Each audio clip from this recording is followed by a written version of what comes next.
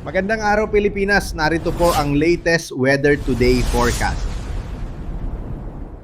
So itong si Bagyong Uwan ay nakalabas na ng ating Philippine Area of Responsibility kaninang 1:30 a.m. Bagamat nakalabas na ito ng ating PAR, meron pa rin po tayong mga tropical cyclone wind signal na nakataas sa ilang areas natin, kaya pinapangalanan pa rin po natin or tinatawag pa rin po natin siya sa ating local name na uwan. At inaasahan din naman po natin papasok muli ito ng ating Philippine Area of Responsibility patungo na ng Taiwan. Sa ngayon, nananatili pa rin naman siya sa typhoon category at ito'y huling namataan sa laing 365 kilometers west ng Calayan, Cagayan.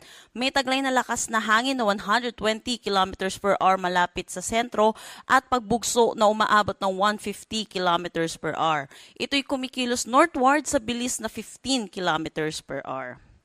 Para naman sa forecast track neto natin sa si Bagyong Uwan, yun po nakalabas na siya ng ating PAR kaninang 1:30 a.m. at inaasahan natin hihina na rin ito sa susunod na oras bilang isang severe tropical storm at ito'y magla-landfall dito sa may Taiwan bilang isang ganap na tropical storm at ito'y magda-downgrade din into a tropical depression at low pressure area. Yes po, papasok po ulit siya ng ating Philippine Area of Responsibility, pero dahil po ito'y makaka-apekto na rito sa Taiwan, hindi naman na din natin inaasahan na meron pa rin po itong direktang epekto sa malaking bahagi ng ating bansa.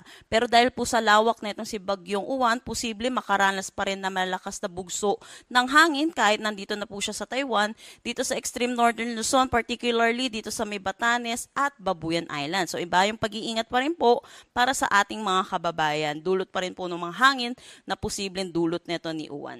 Sa ngayon, meron pa rin tayong tropical cyclone wind signal number 2 at dito ito sa may Batanes, Cagayan kasama ang Babuyan Islands, Apayao, Abra, Kalinga, western portion ng Mountain Province, northwestern portion ng Benguet, Ilocos Norte, Ilocos Sur, northern portion ng La Union.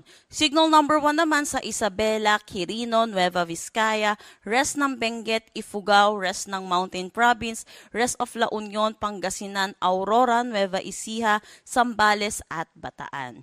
Dito rin signal number 1 sa Tarlac, Pampanga, Bulacan, Metro Manila, Cavite, Laguna, northern at western portions ng Batangas, Rizal, northern portion ng Quezon kasama ang Pulilio Islands at yung Lubang Islands na lamang dito sa may Occidental Mindoro. Sa ngayon, naasahan natin habang papalayo po itong si Bagyong Uwan, nababawasan na rin po yung mga areas natin na under tropical cyclone wind signal.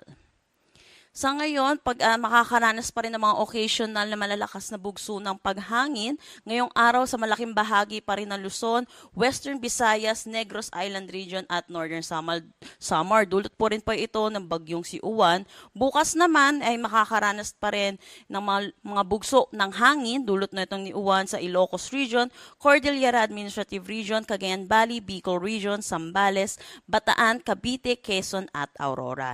At yun po, gaya po ng sinabi ko kanina, posible pa rin yung malalakas na bugso ng hangin kahit itong si Uwan ay nandito na sa may Taiwan, dito sa may Batanes at Babuyan Islands. Para naman sa ulan na dulot netong si Bagyong Uwan, inaasahan pa rin natin, meron pa rin tayong mararanasan na mga kalat-kalat na pag-ulan, lalo na dito sa Ilocos Norte, Abra, Ilocos Sur, La Union at Benguet. Inaasahan po natin yung 50 to 100 millimeters of rain pa rin po at posible po yung mga localized flash flood at mga pagguho ng lupa. Kaya pag-iingat po para sa ating mga kababayan. At habang papalayo na rin po itong si Uwan, improving weather na rin po ang ating mararanasan sa malaking bahagi ng ating bansa. Pero sa mga susunod na araw, meron po tayong nakikita posibilidad na intertropical convergence zone dito sa may Palawan, Visayas at Mindanao na posible din magdala ng mga kalat-kalat na pag-ulan sa kanila. Wala na tayong nakataas na anumang storm surge warning sa anumang parte ng ating bansa.